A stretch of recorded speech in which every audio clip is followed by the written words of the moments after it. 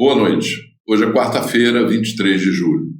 Bem-vindo ao programa No Fio da História, um olhar jornalístico independente sobre o Brasil e o mundo, sob uma perspectiva histórica e a marca da credibilidade. Veiculado sempre às quartas-feiras pela Rádio Toda Palavra de Niterói e pelo canal do jornal Toda Palavra no YouTube. Eu sou Luiz Augusto Hertal. Comigo, aqui no estúdio, estão o analista político Brizola Neto e o jornalista Oswaldo Maneschi. A partir desta edição, o programa No Fio da História exibirá os principais momentos do BRICS Press Meeting, o encontro promovido pelo jornal Toda Palavra e pela TV comunitária de Brasília, em Niterói, às vésperas da Conferência BRICS do Rio de Janeiro, e que reuniu dezenas de jornalistas do Sul Global que redigiram a Carta de Niterói, um conjunto de ações propostas para criar sinergia entre os veículos independentes dos países BRICS, começando pela construção de uma Big Tech própria dos BRICS para se contrapor às plataformas e redes midiáticas do Ocidente coletivo. Ao final deste programa, vocês verão uma conferência do analista geopolítico independente Pepe Escobar, que encerrou o BRICS Press Meeting. Mas antes, vamos assistir, na voz da jornalista Meane Albuquerque, um resumo das principais notícias do Brasil nos últimos dias. Em campanha pela soberania nacional, o presidente Lula vem repetindo que quem manda no Brasil é o povo brasileiro. O tema ganhou ainda mais destaque depois que o presidente dos Estados Unidos, Donald Trump, determinou a aplicação de uma taxa de 50% aos produtos brasileiros e atacou o Supremo Tribunal Federal. No dia 17 de julho, em um evento em Juazeiro, na Bahia, Lula reafirmou que o único dono do Brasil é o povo. O presidente disse que está disposto a negociar com os Estados Unidos, mas que jamais aceitará imposições e não cederá a chantagens. Esses dias, o presidente Trump, a troco não sei do que, talvez a pedido do filho do Coisa, porque o filho do Coisa é deputado, pediu licença para ir lá pedir para o Trump dar um golpe no Brasil. E o Trump mandou uma carta para mim, desaforada. Se não soltar o Bolsonaro, se não parar de perseguir ele, dia 1º de agosto, eu vou taxar o Brasil em 50%. Veja que coisa absurda. Primeiro, quem vai condenar o Bolsonaro não é o presidente da República, não é o governador da Bahia, é a Suprema Corte Brasileira. Porque o Bolsonaro tentou dar um golpe nesse país. Ele tinha um plano para dar um golpe e tinha um plano para matar o Lula, para matar o Alckmin e para matar o Alexandre de Moraes, presidente da Corte. Quem disse isso para nós foram os generais que estão presos. Foi o ajudante de ordem dele. Então o seu Bolsonaro vai ser julgado e, se for condenado, o lugar dele é no Xelindró. Sabe? Nesse país, a lei vale para todo mundo. Ninguém é melhor do que ninguém. A fala de Lula foi uma resposta a Donald Trump, que declarou que poderia rever o tarifaço caso o STF mudasse o entendimento em relação aos processos em curso contra Bolsonaro. Ou seja, se Bolsonaro for anistiado, as tarifas seriam suspensas. Diante disso, Lula reiterou que o judiciário brasileiro é independente. Também no dia 17 de julho, o presidente Lula fez um pronunciamento em rede na televisão aberta e defendeu mais uma vez a soberania nacional. Tentar interferir na justiça brasileira é um grave atentado à soberania nacional. Só uma pátria soberana é capaz de gerar empregos, combater as desigualdades, garantir saúde e educação, promover o desenvolvimento sustentável e criar as oportunidades que as pessoas precisam para crescer na vida. Minha indignação é ainda maior por saber que esse ataque ao Brasil tem apoio de alguns políticos brasileiros. São verdadeiros traidores da pátria. Apostam no quanto pior, melhor. Não se importam com a economia do país e os danos causados ao nosso povo. Minhas amigas e meus amigos, a defesa da nossa soberania também se aplica à atuação das plataformas digitais estrangeiras no Brasil. Para operar o nosso país, todas as empresas nacionais e estrangeiras são obrigadas a cumprir as regras. No Brasil, ninguém está acima da lei.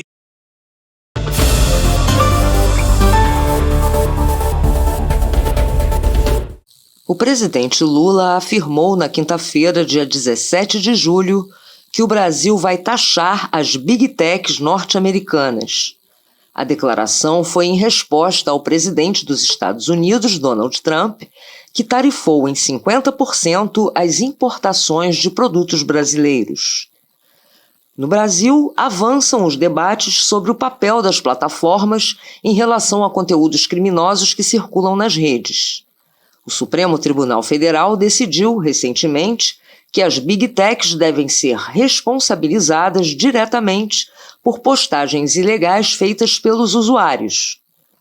Em discurso no Congresso da União Nacional dos Estudantes, em Goiânia, Lula afirmou que o Brasil não vai aceitar que, em nome da liberdade de expressão, as plataformas digitais sejam usadas para disseminar ódio e estimular violência.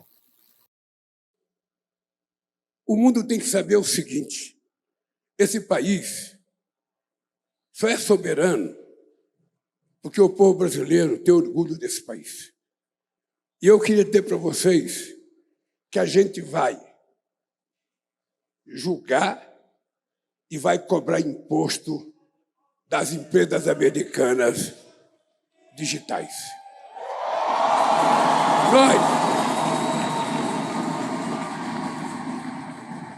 Nós não aceitamos que, em nome da liberdade de expressão, você fica utilizando para fazer agressão, para fazer mentira, para prejudicar, violência contra a criança, ódio entre as crianças, violência contra as mulheres, violência contra os negros, violência contra LGBTQIA+, ou seja, tudo que é tipo de violência. Aqui a gente não vai permitir, porque o dono do Brasil é o povo brasileiro e nós não vamos permitir.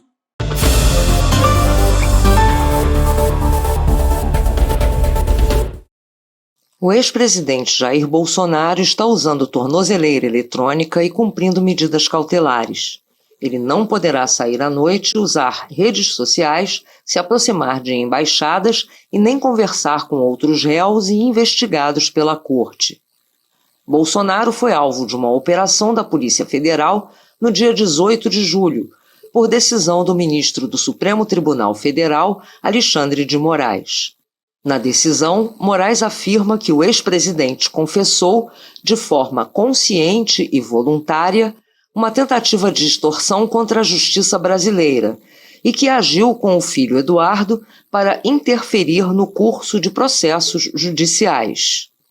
A possibilidade de fuga, segundo a Procuradoria-Geral da República, também foi um dos fatores que motivaram as medidas cautelares.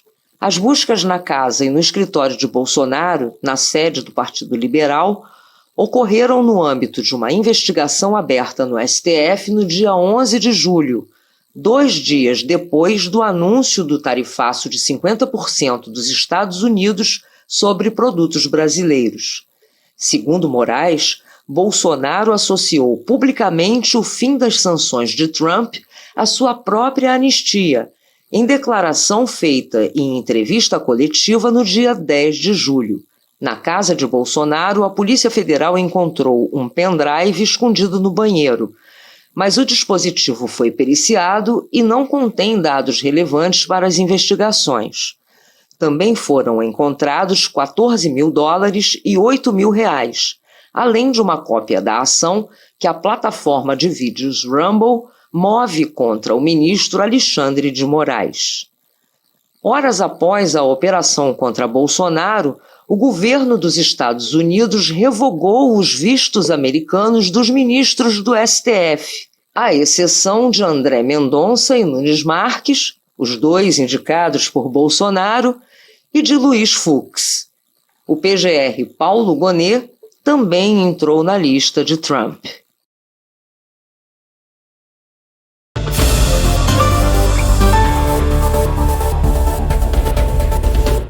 Roberto Requião e seu filho, o deputado estadual do Paraná, Maurício Requião, filiaram-se ao Partido Democrático Trabalhista na quarta-feira, dia 16 de julho, em cerimônia na sede nacional do partido em Brasília.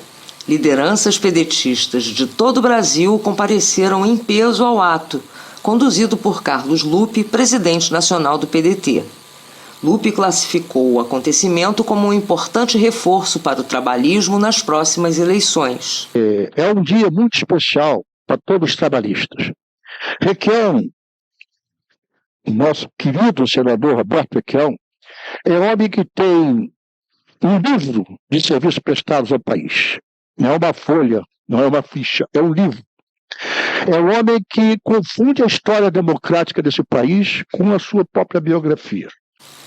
Roberto Requião ressaltou que o PDT é o partido da democracia, da soberania e do desenvolvimento econômico. Com um discurso centrado na importância da soberania nacional, ele citou Getúlio Vargas e falou da atuação do PDT nesse sentido. Roberto Requião também mencionou a postura firme e combativa de Carlos Lupe na condução do PDT e de sua luta por manter vivo o legado dos trabalhistas históricos em meio à obscuridade do atual cenário político do país. Venho ao PDT para colaborar nessa missão, para reforçar nesse momento a posição brilhante que o Lupe tem tomado nos enfrentamentos de cada dia que sofre dos ataques absolutamente inconsistentes. Darei aqui continuidade à minha pregação diária pela construção do Brasil-nação. Tenho sempre, como norte, dois pressupostos indeclináveis: a defesa da soberania e a defesa dos trabalhadores. Agradeço a acolhida generosa ao Maurício e a mim. Tenho certeza que viemos para lutar e honrar os legados de Getúlio, de Leonel Brizola, de Rubens Paiva, de tantos trabalhistas que se dedicaram e deram a vida em defesa de nossa soberania pela construção de um Brasil próspero, forte e justo, que se dedicaram e consagraram as suas vidas em defesa do povo brasileiro e de seus trabalhadores. O filho de Roberto, o deputado estadual Maurício Requião, afirmou que a defesa incansável do PDT pela educação é uma das razões do seu ingresso no partido, uma vez que considera essa pauta fundamental para o desenvolvimento do Brasil. Entramos no PDT com a esperança de um partido independente, separado dessa boçalidade rasa de nós contra eles, de pensarmos num projeto para daqui a 20, 30, 40, 50 anos. Bom, vimos aí na matéria da Neane Albuquerque a reação do governo brasileiro, particularmente do presidente Lula, à chantagem de Donald Trump contra o Brasil. Então eu queria perguntar para você, Brizola Neto, como você viu esse posicionamento do Lula e do governo brasileiro? Cumprimentar você e tal, cumprimentar o Anesc, cumprimentar quem está nos assistindo também. Olha, parece claro que o Trump e o Bolsonaro deram ao Lula um discurso. Mais do que isso, deram ao Lula a possibilidade, a chance de reverter seus indicadores de popularidade e deram a ele um mote para mobilizar novamente o povo brasileiro em torno de uma questão muito importante, que é a defesa da soberania nacional. O ataque do presidente Trump, influenciado lá, provavelmente, pelo filho do Bolsonaro, a soberania nacional condicionando, né, a taxação das exportações brasileiras a uma interferência indevida na justiça brasileira, né, deu ao Lula a possibilidade de falar e se comunicar de novo com o povo brasileiro numa questão que os indicadores já mostram, né, já saiu pesquisa mostrando a reação da população brasileira, de que o povo brasileiro não engoliu essa chantagem feita pelo presidente Trump. Mais do que isso, né, está vendo na postura do presidente Lula uma postura acertada, de não aceitar a interferência dos Estados Unidos nos assuntos internos brasileiros, e mais do que isso, né, responder, né, com reciprocidade aos ataques à nossa soberania e à tentativa de interferir nas decisões do Poder Judiciário brasileiro. E como é que você vê, assim, vamos dizer, uma recuperação do discurso nacionalista, né? do discurso que vem desde os trabalhistas, de Getúlio, Jango, Brizola, uma recuperação da bandeira da soberania que nos últimos tempos parece que estava meio caída, né? Olha, então, como eu disse, né, essa trabalhada aí do Trump com o Bolsonaro parece ter dado aí ao governo a chance de reafirmar, né, uma questão que, sem dúvida nenhuma, é a grande questão que o Brasil precisa enfrentar, que é a questão nacional. A história, né, que foi contada pelo Getúlio, foi construída pelo Getúlio, pelo Jango e pelo Brizola, continua sendo a grande questão, né, que o Brasil precisa enfrentar. Né, a gente compreender quem são os verdadeiros inimigos do povo brasileiro, né, e quais são as razões do nosso atraso. Sem dúvida nenhuma, essa exploração estrangeira, né, essa questão colonial, ou neocolonial aí que a gente está vendo aí a partir da chantagem do presidente Trump aí à nossa economia, traz de novo essa questão para ser debatida, talvez como uma questão central, né, hoje a ser debatida dentro do nosso país, e que provavelmente vai ser a questão central a ser debatida na próxima campanha eleitoral. Né? Então, assim, é uma grande oportunidade. Agora, o governo tem a oportunidade na mão, né? Resta a gente entender como é que ele vai se portar diante disso.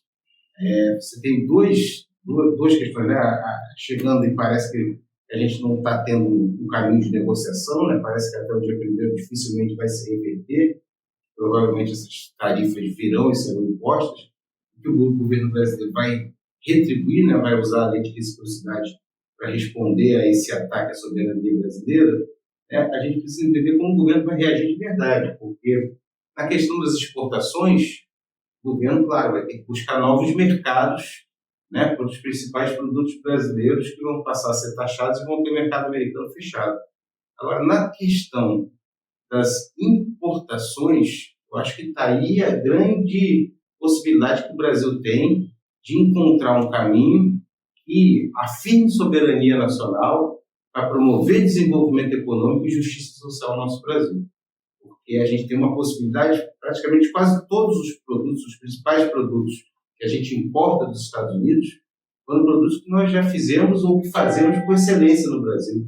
Né? Então, assim, os derivados do petróleo, né? A questão de motores, né? São produtos que o Brasil já produziu com excelência, né? A questão dos derivados do petróleo, então, por exemplo, é um escândalo, né? O Brasil, que há muito tempo precisa aumentar sua capacidade de refino, teve seus planos de construir refinarias interrompidos aí pela questão da Lava Jato, né? E hoje fica evidente, né, a necessidade do Brasil ampliar o seu parque de refino, porque a gente aumentou muito a nossa produção de petróleo, e hoje a gente é exportador de óleo cru e importador de derivados de petróleo. É uma coisa completamente absurda. E os Estados Unidos, não por acaso, é o principal fornecedor, né, dos derivados de petróleo para o mercado brasileiro. E não por acaso, hoje está cada vez mais claro isso, né, que houve muita influência do Departamento de Estado americano também naquele processo da Lava Jato para interromper a construção das refinarias. Então aí tem uma grande oportunidade ao governo brasileiro, né, de retomar, né, o seu parque de refino, de retomar uma política industrial que viabiliza a gente substituir essa dependência do mercado americano. Eu acho que aí a gente pode estar criando um caminho para para afirmar nossa soberania, gerando desenvolvimento e criando condições para promover justiça social, e o governo pode, enfim, ter uma marca, porque é isso que tem faltado ao governo Lula. Inclusive, exemplo de país que vem se desenvolvendo de forma acelerada em meio a todas as sanções que vem sofrendo é a Rússia, né? Justamente no momento que precisou voltar para dentro de si mesmo, né?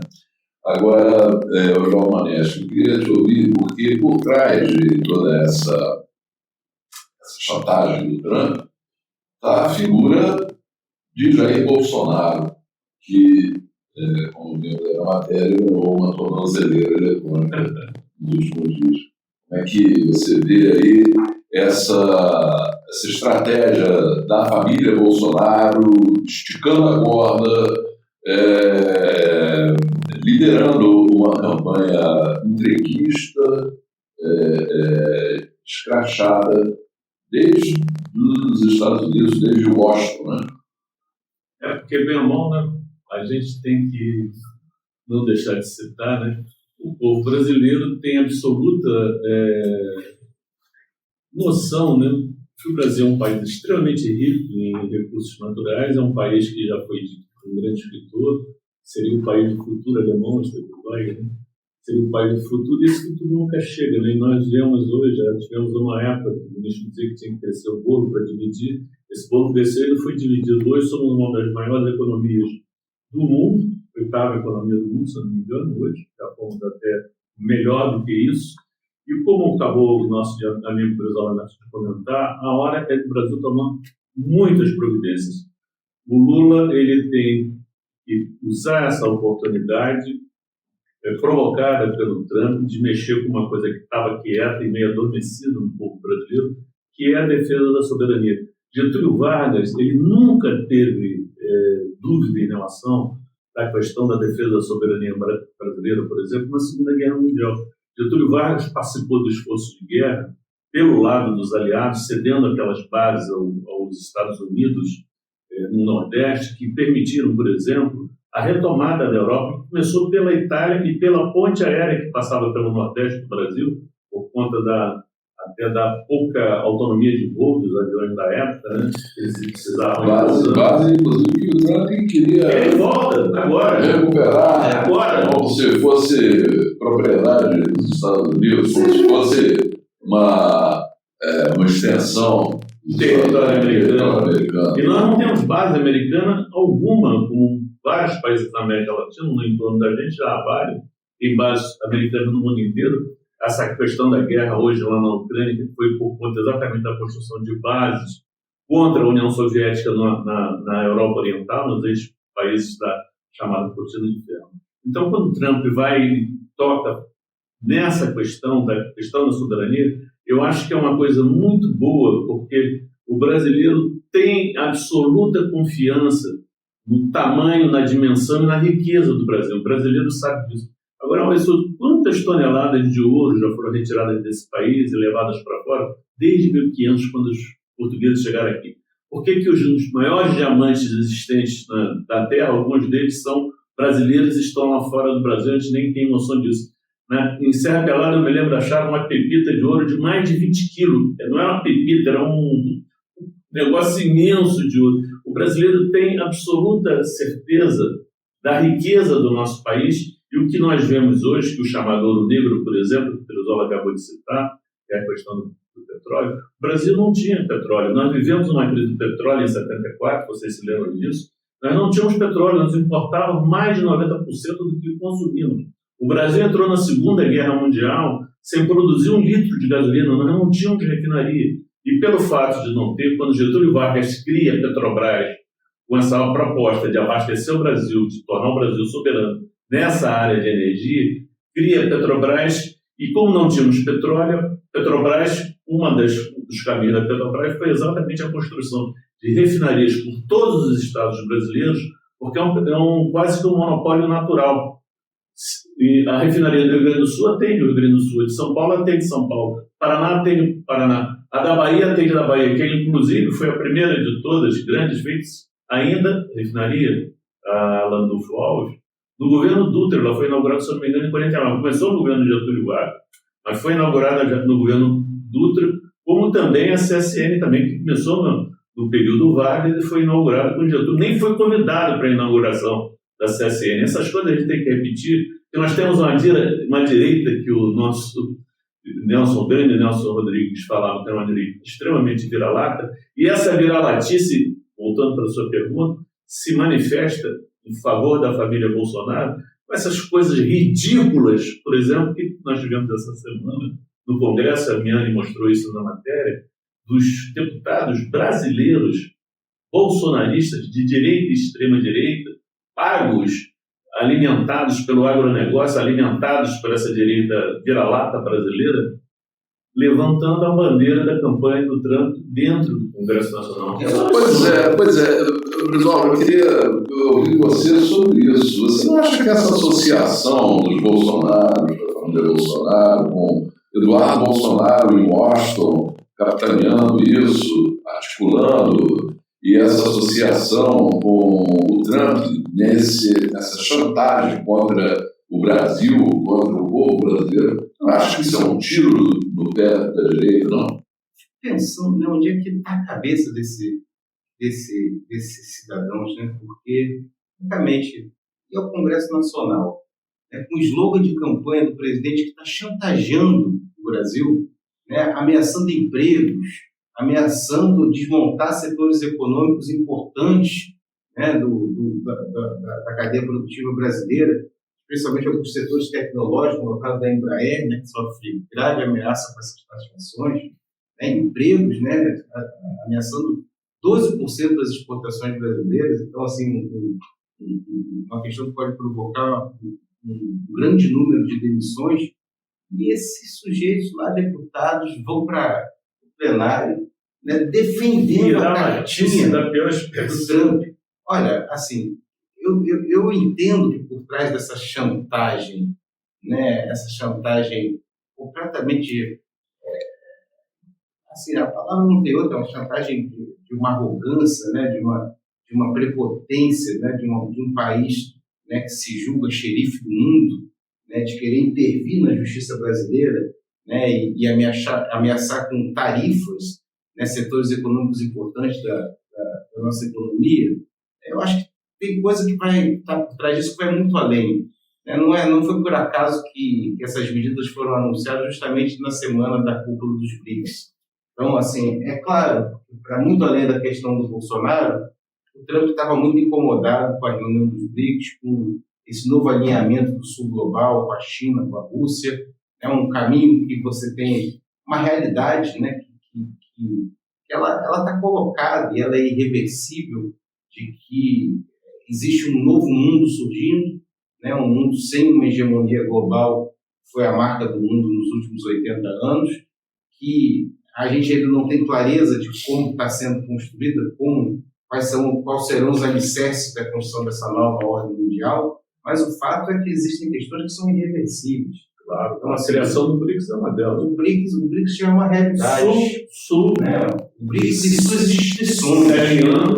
O BRICS e suas instituições. O Banco Mundial, né, de Desenvolvimento, né, essa questão aí de uma nova bolsa de grãos a ser controlada pelos BRICS, né, a sugestão que saiu aqui do encontro de Niterói, a construção de uma grande Big Tech do Sul global. Pois a questão fundamental, né, que essa, sem dúvida nenhuma, é irreversível. E o Trump colabora muito com isso quando ele cria uma insegurança generalizada em todo o mercado e no comércio mundial, é que não vai ser mais possível manter o dólar como moeda de referência internacional do comércio. Não vai ser mais possível manter o dólar como moeda de referência para reservas cambiais. Ninguém confia mais. Né? Então, assim, fica evidente que, além da chantagem, da tentativa de interferir nos assuntos internos brasileiros, aí, defendendo o clã Bolsonaro, né, provavelmente influenciado ali por essa ação atrapalhada, essa ação aloprada lá do Eduardo Bolsonaro, que agora se vê numa situação terrível, ou ele retorna para o Brasil com o risco de ser preso, ou ele corre o risco de perder o seu mandato. né? Essa questão toda que foi colocada aí botou os bolsonaros numa situação muito difícil defender um discurso nacionalista e patriota, né, articulando no exterior para derrubar empregos e a economia brasileira. Parece que fica muito claro desde o início que o patriotismo deles de vestir a camisa amarela é só um pano de fundo para esconder o entreguismo que realmente existe por trás dessa direita vira-lata. Vira-lata, como absolutamente claro. Você bem lembrou, Maneschi, lembrando Nelson Rodrigues. Agora, tivemos também, essa semana, a filiação do ex-governador e senador Roberto Requião ao PDT, e que foi um fato político, talvez, dos mais importantes dos últimos tempos. Eu queria ouvir vocês sobre isso. Eu gostaria até de, reforçando a matéria que a Miane falou, ela pegou um trecho da fala do Requião, eu queria falar de outro trecho da fala do Requião, que foi uma fala muito rica. Requião, 3 vezes governador do Paraná, um nacionalista brilhante. Eu conheci Requião pessoalmente na Associação Brasileira de Imprensa, um movimento em defesa da economia nacional, Modecom, fundado pelo Dr. Barbosa Lima Sobrinho. Ele, na luta contra a privatização da Companhia Vale do Rio Doce, contra a privatização da Telebrás e outras privatizações criminosas feitas que se iniciaram na era de Fernando Henrique Cardoso, aliás, não, até antes, no Collor.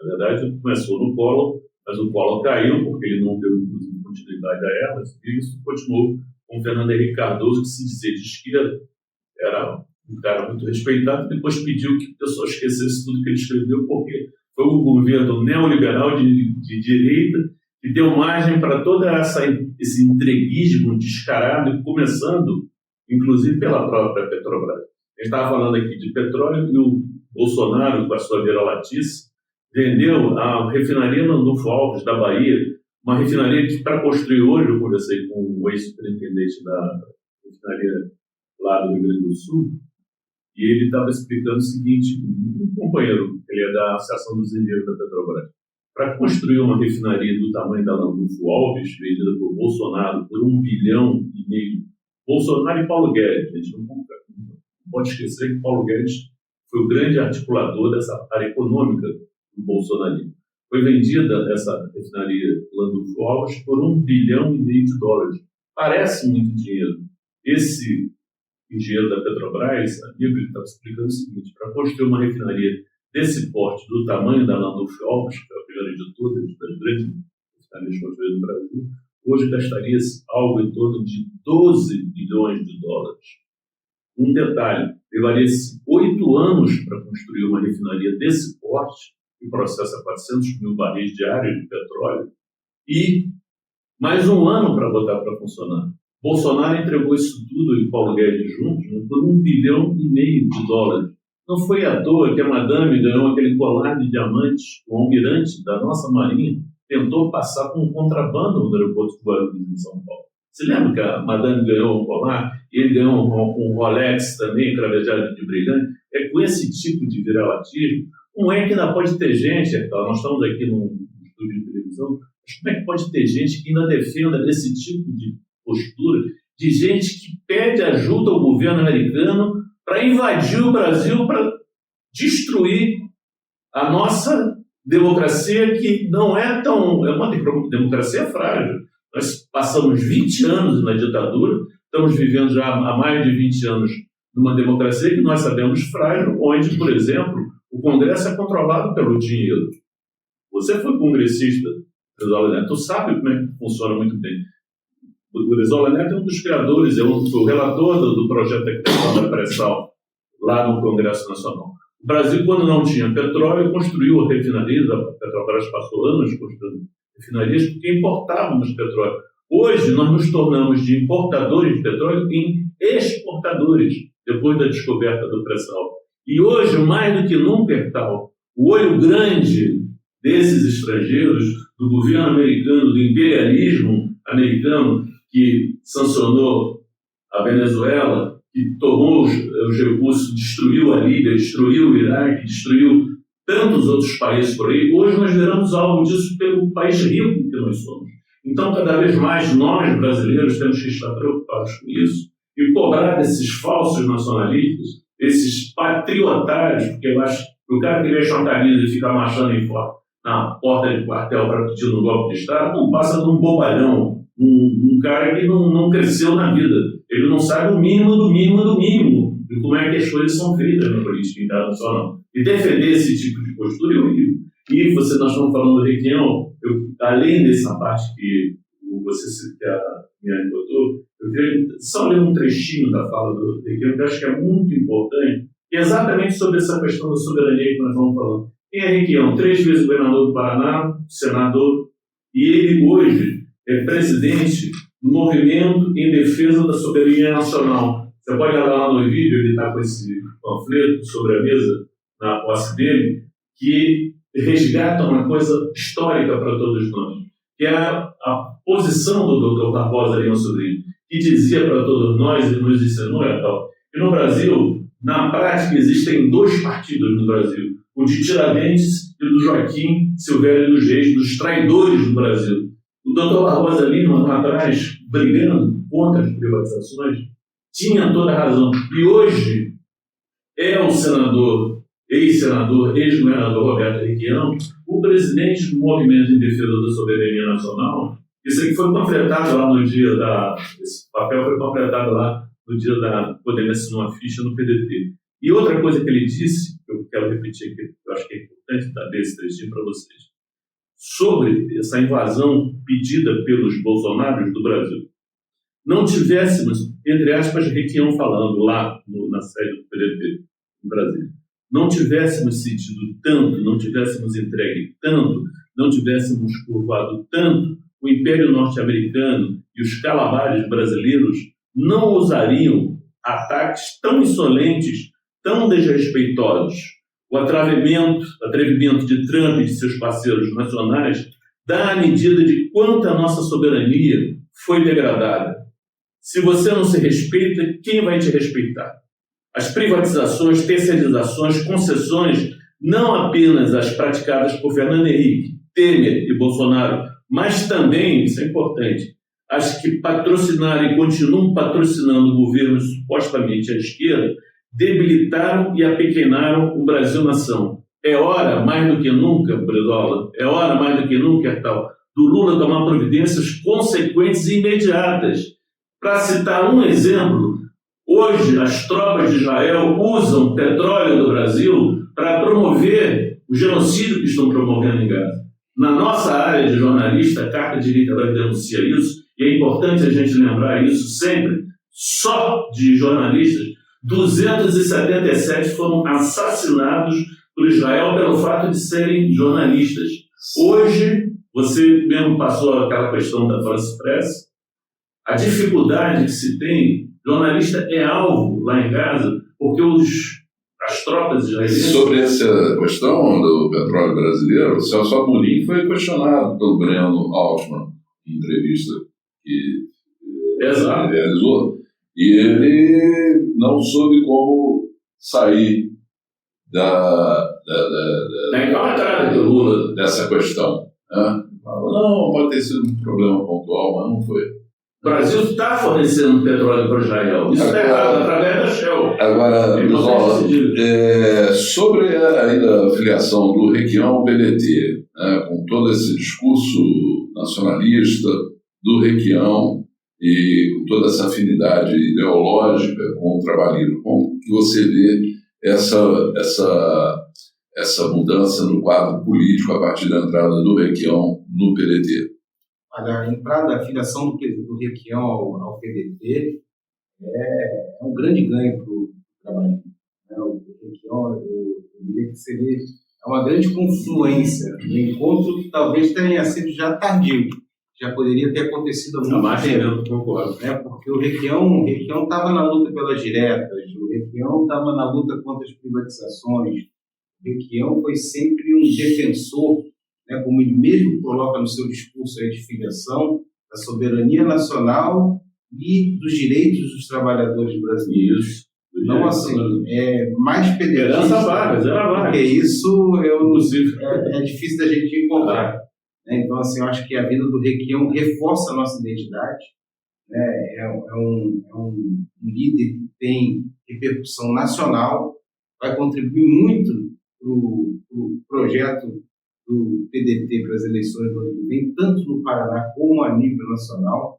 Acho que é muito respeitado lá no Sul, pelo pessoal do Rio Grande do Sul, pelo pessoal de Santa Catarina, pelo pessoal de esquerda.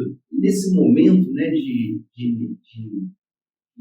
a questão da soberania nacional vem à tona com tanta força, né, uma referência... Tem o Requião com a gente. Que é uma referência, né, o Requião é uma referência necessária para todo brasileiro nacionalista.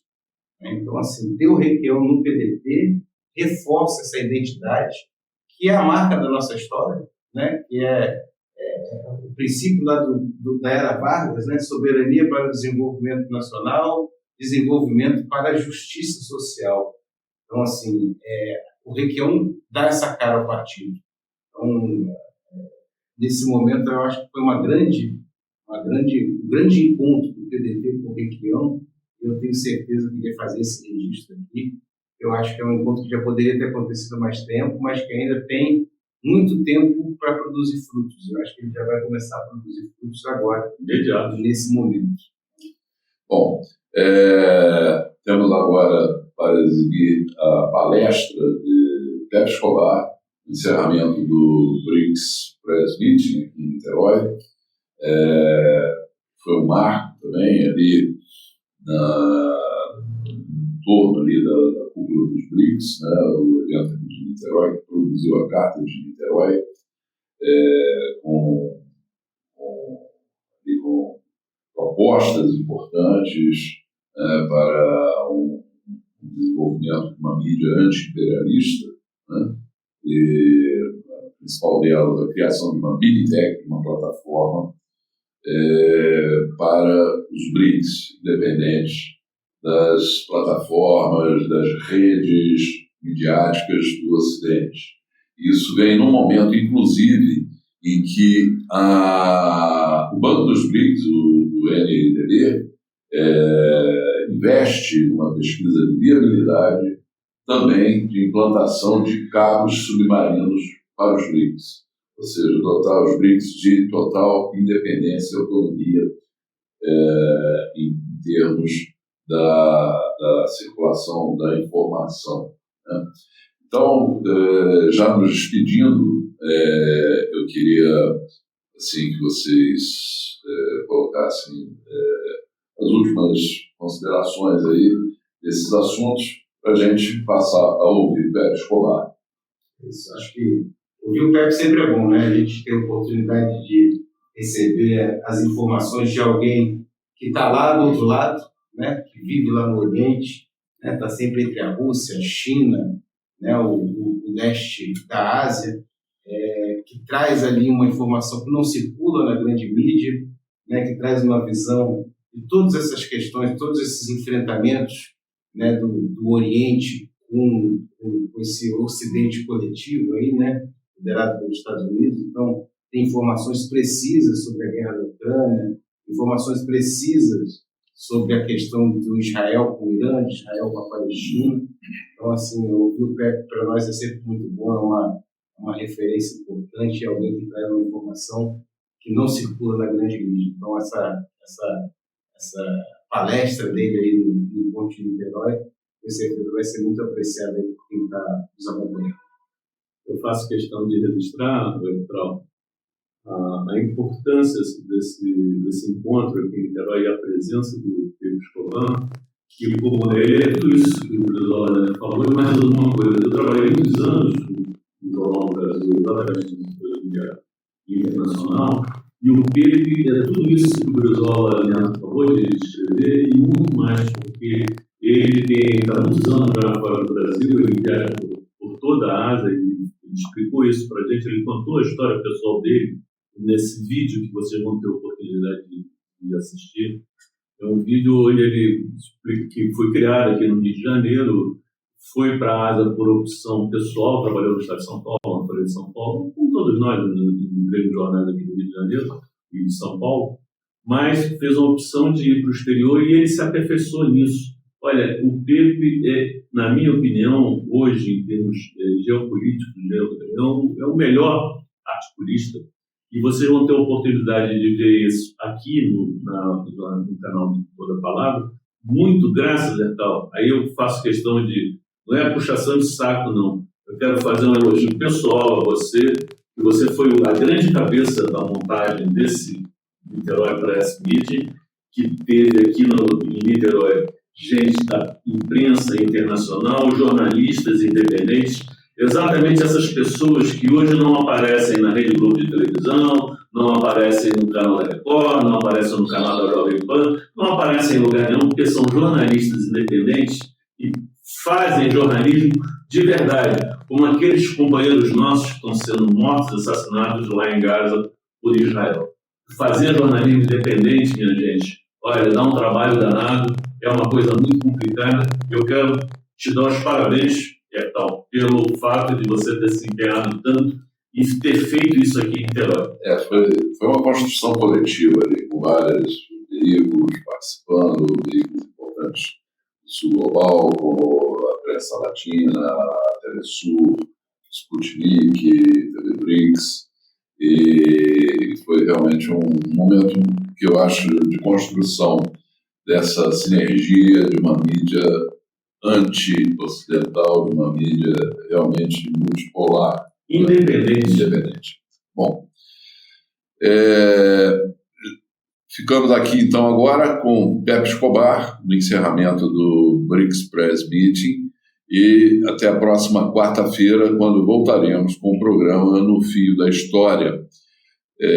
Inscreva-se no canal do Toda Palavra para acompanhar e ver outras transmissões da rádio e do jornal Toda Palavra e acompanhar o No Fio da História.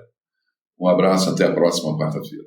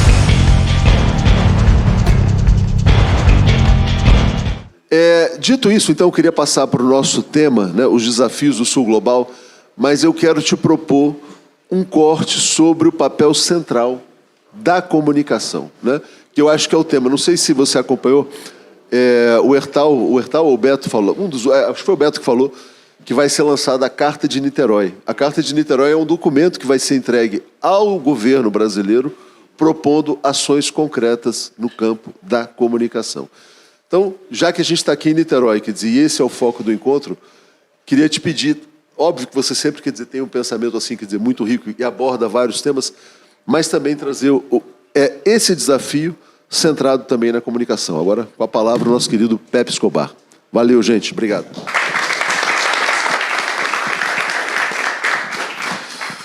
Muito obrigado. Nossa, eu cresci no Rio de Janeiro. Eu era um garoto de praia rock and roll nos anos 70. E fui parar no Iêmen, na Sibéria, na Mongólia. Ou seja, voltar para o Rio e para Niterói tem um componente emocional muito forte, evidentemente, né? Na época, claro, eu já estava...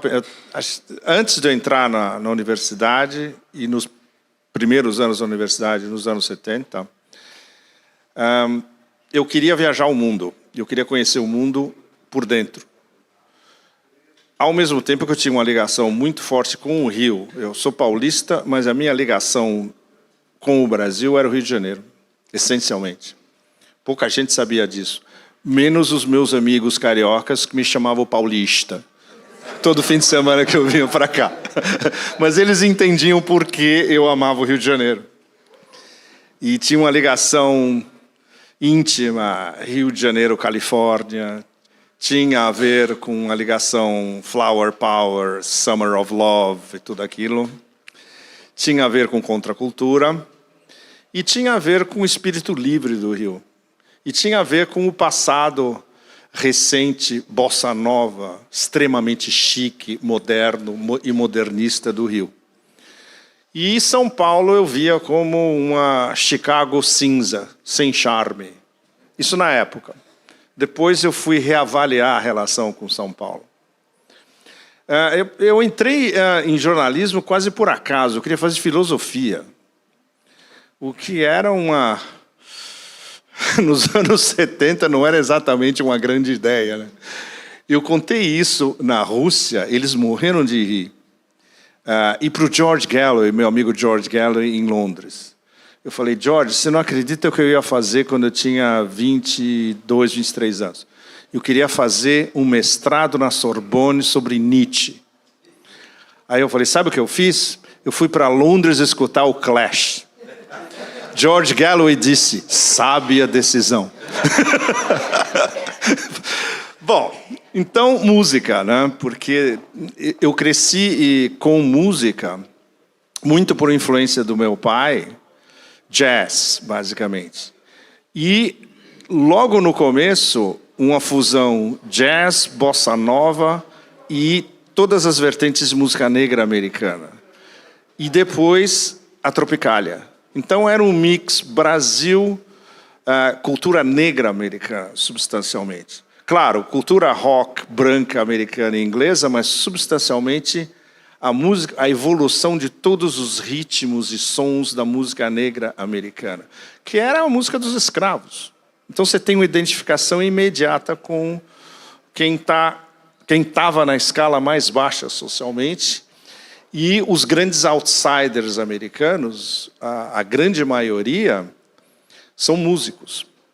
Eu lembro Clint Eastwood, quando ele fez o filme dele sobre o Chet Baker, aí teve uma conferência em Cannes, tinha 5.000 jornalistas, um negócio absurdo.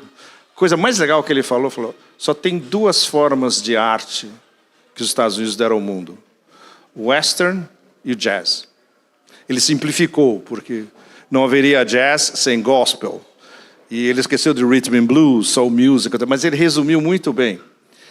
E o western, evidentemente, os pioneiros, claro, você não vai tirar isso da cabeça, da psique americana, dos colonos conquistadores, né? É a razão principal, porque eles entendem o que os absurdos que Israel faz no oeste da Ásia.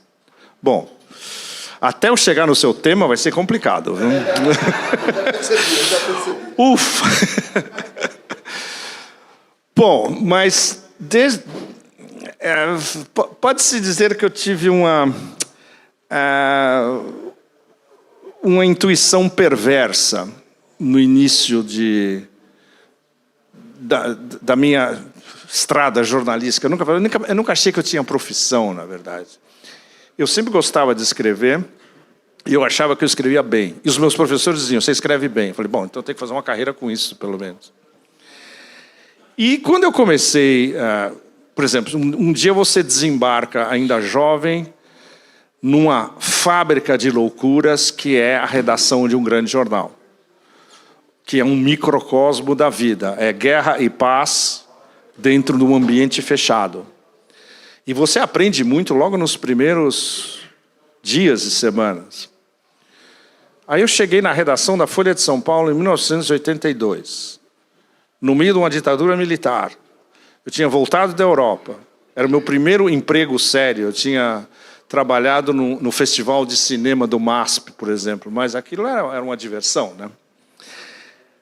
Eu falei, bom, o que eu vou fazer aqui? Eu tinha sido teoricamente contratado como tradutor e redator. Eu falei, isso é muito chato. Eu quero fazer... Eu falei, eu vou escrever sobre música, que é o que eu escuto desde que eu tinha 4 anos de idade. Bom, deu certo, porque o primeiro artigo que eu escrevi no dia seguinte, quem é esse cara? Deu certo, literalmente. E aí, tudo que você aprendeu das praias do Rio de Janeiro até Londres, aí começa a fluir. E aí é uma mistura característica dos anos 60 de cultura tradicional, cultura sistematizada e contracultura. Música, cinema, literatura, etc. e tal. Aí você entra, como o Leonardo sabe, e vocês todos são jornalistas, sabem quando você entra num clima de redação de grande jornal, é um vórtex, né? Algo que te aspira, e a sua vida inteira gira em torno daquilo, você não consegue nem olhar mais em volta. Aí quando eu olhei em volta, falei, bom, eu fiz o que eu queria fazer, agora vamos para o mundo, literalmente. Evidentemente, o diretor de jornal falou, você é um maluco, você tem que ficar aqui, você vende... Bah, ele não era imbecil, a gente vendia jornal. Tinha 3 caras que vendiam jornal na época. O Joelmir Betting, o Paulo Francis e eu. As pessoas compravam o jornal para ler nós 3, fundamentalmente. E o dono do jornal, o Otavinho, sabia muito bem disso, né?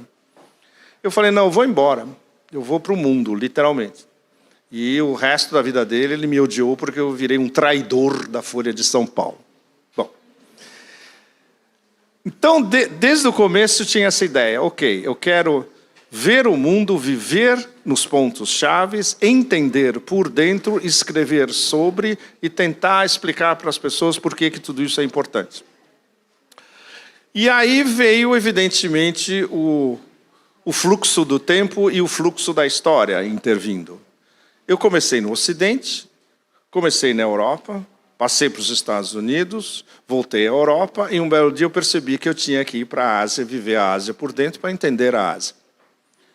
Aí eu virei um asiático há 31 anos. Eu me mudei do Ocidente para a Ásia em 1994. Eu vou chegar no seu ponto. Eventualmente chegarei no seu ponto. Mas ainda na escola, ou sobre o Império Romano e o Império Persa, especialmente, quando ainda estava no colégio, né? Colegial, antes de chegar na universidade. Bom, essa mudança do Ocidente para o Oriente é uma das experiências chaves na vida de qualquer um. E foi provocada por uma viagem. Eu tinha na época, acho que era o Estadão. Eu tinha saído do Estadão, estava em Paris. O que eu vou fazer daqui para frente? Falei, claro, finalmente eu tenho tempo livre, vou para a Ásia. E eu fiz uma viagem absolutamente incrível. Eu fiz o sudeste da Ásia inteira, Índia e Nepal, sul da China, até Pequim, Transiberiana a Moscou. Mas o principal é quando isso aconteceu. Eu estava em Canton, Guangzhou, alguns dias depois que Deng Xiaoping tinha ido na sua famosa Tour do Sul, para agora nós vamos começar a crescer a 10%, 20%, seja como for, agora é o grande, como é que chama, escalada geoeconômica da China. E tinha a assinatura do Deng Xiaoping, uma caligrafia linda, no lobby do hotel onde eu estava. Foi o hotel que ele ficou. White Swan Hotel. Hotel Cisne Branco, em Guangzhou. Essa foi a primeira coisa. Segunda coisa, chegar em Xangai e depois chegar em Pequim, em trem normal, com 500 milhões de pessoas. E a China, em 1992... ainda era muito parecida com a China dos anos 70, fim de 78, começo dos anos 80. Ainda não, a modernização não se via em lugar nenhum nessa época. E pegar a Transiberiana e chegar a Moscou 1 mês e meio depois da queda da União Soviética. Vocês imaginam isso na cabeça de um jovem jornalista, né? Evidentemente. Aí está formado. Ok, eu tenho que vir para cá, eu tenho que entender tudo isso em loco. Aí chegamos a 1994. Eu fiquei primeiro em Singapura, depois eu me mudei para Bangkok e Hong Kong, e eu comecei a viajar a Ásia por dentro e entender a Ásia por dentro e entender... Por exemplo, eu escolhi Singapura por uma razão muito direta. É um dos maiores experimentos de engenharia social da modernidade. Então, você tem que entender como funciona aquilo por dentro. E eu estava, digamos, na grande imprensa na época, né?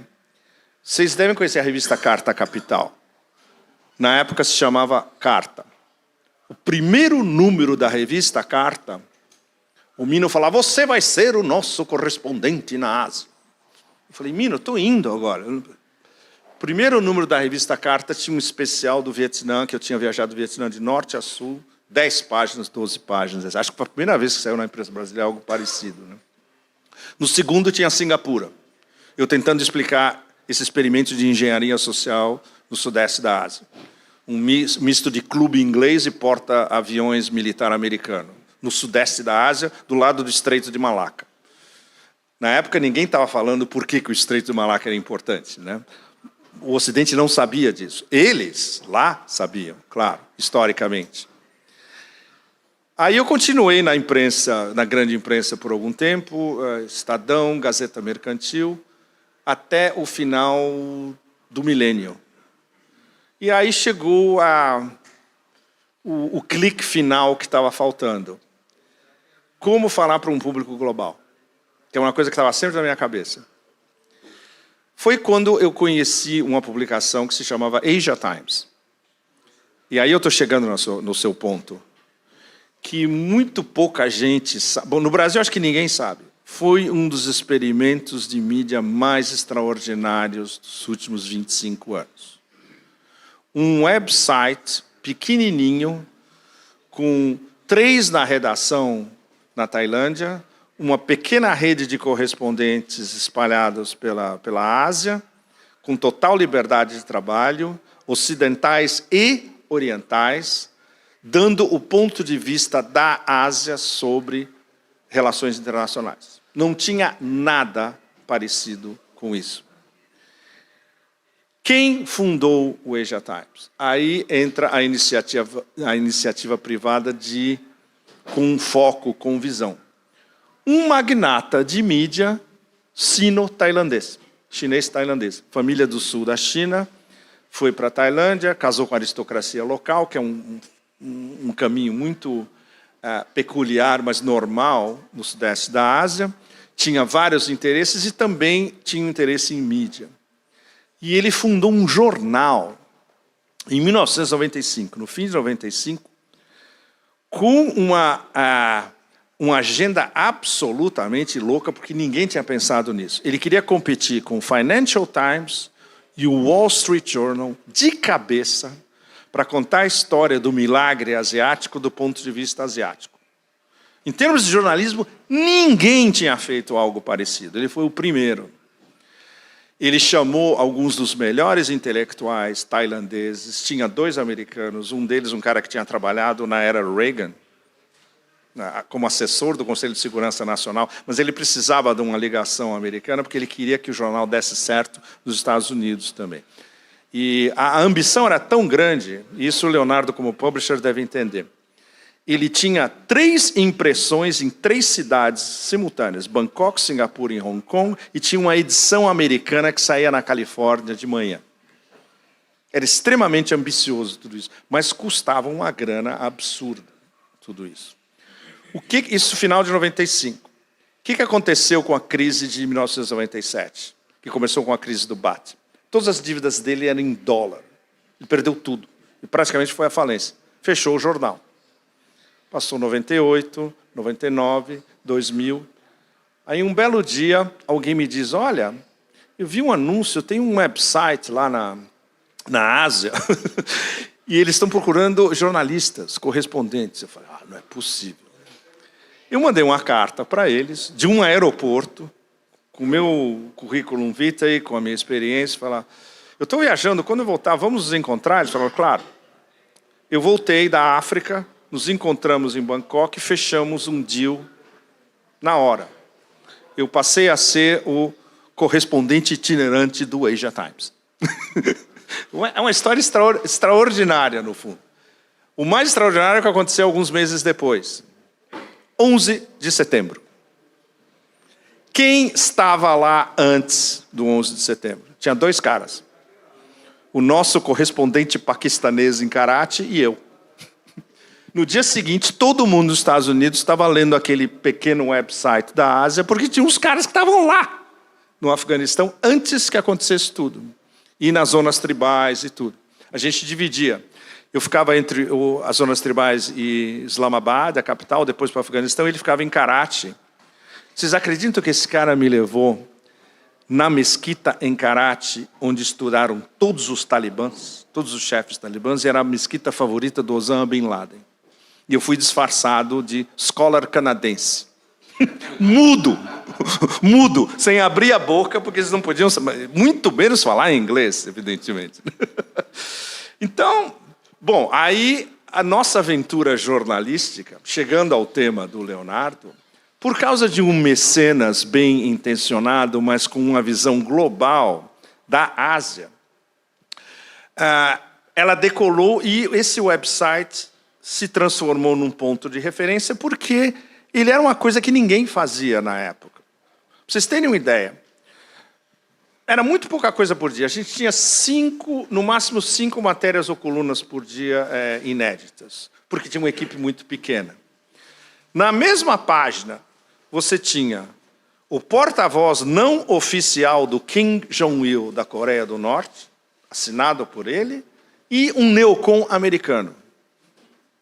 Cabia aos leitores escolher o que lhes interessava. E por isso que deu muito certo. Porque era um pequeno website independente, iniciativa privada, sem dúvida, não respondendo a governo nenhum, e aberto a tudo e centrado em um debate de ideias. E multinacional e multipolar. Não só a Ásia, mas tinha muitos colunistas americanos. Um dos colunistas era um banqueiro de investimentos judeu de Nova York. Era um colunista fixo.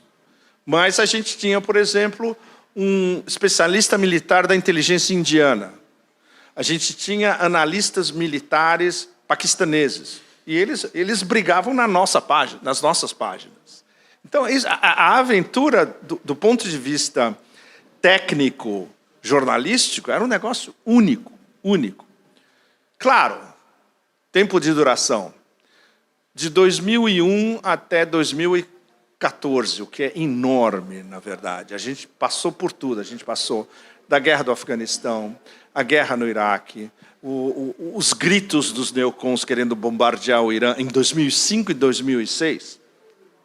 Já na época, a época Rumsfeld-Cheney, a Primavera Árabe, o começo da subida da China, e em 2013, o início do Belt and Road, das novas rotas da seda. Nós somos talvez a primeira publicação que publicou, no dia seguinte, o famoso discurso do Xi Jinping em uma universidade em Astana, no Cazaquistão, lançando oficialmente as novas rotas da seda. Aí, o que aconteceu no fim de 2013? Não, fim de 2014. Faliu. Não tinha mais dinheiro. O nosso mecenas tinha N problemas legais, acusado de insider trading, problemas com os militares tailandeses, etc. Um belo dia a secretária liga e fala, nós vamos ter que fechar. Eu falei, putz, e agora? Vocês não têm ideia o que aconteceu na sequência. Durante o ano de 2014, um dos banqueiros americanos, que era, digamos, o managing editor da publicação, ele disse, sabe quem está interessado em comprar o Asia Times? Steve Bannon. Steve Bannon queria transformar o Asia Times numa filial daqueles extrema-direita barras pesadas americanos, dirigido para as diásporas chinesas falando inglês, que são enormes, e todo mundo é fluente em inglês, né? Ainda bem que não deu certo. Eles mandaram um batalhão de advogados de Nova York para examinar as finanças do Asia Times. Não entenderam nada, porque tudo era em dinheiro, vivo. As minhas viagens de trabalho, eu ia almoçar com o Sonde, ele fala, para onde você quer ir? Eu falei, eu quero ir para o Iraque. Ele falou, quer morrer no Iraque? Tudo bem. Quanto você quer? No dia seguinte veio um envelope. E era o budget, e eu tinha que me arrumar com o budget que vinha. Ou seja, tudo isso era um misto de jornalismo institucional e uma coisa quase de jornalismo estudantil, na verdade. Mas funcionava. E a nossa audiência, quando a gente foi ver os números, estava praticamente toda no Ocidente. Especialmente Estados Unidos e Canadá. E europeus, para quem inglês era a segunda língua. Então, fazer parte desse projeto foi um negócio... Isso foi uma dádiva, porque foi a divina providência. E é algo que não poderia acontecer mais hoje. Escapando, inclusive, do esquema depois de grandes agências nacionais de nações-estado, que são capazes de fazer algo como, por exemplo, a Al Jazeera, a RT, a Sputnik, etc. Quando a gente começou, não existia a Al Jazeera, não existia a RT, tinha a BBC e tinha a CNN, e mais nada. Ou seja, o que o Ocidente recebia de cobertura de mídia do ataque americano ao Afeganistão e depois da guerra do Iraque era CNN e BBC. Não tinha alternativa nenhuma. Então, eles iam parar justamente num pequeno website como esse.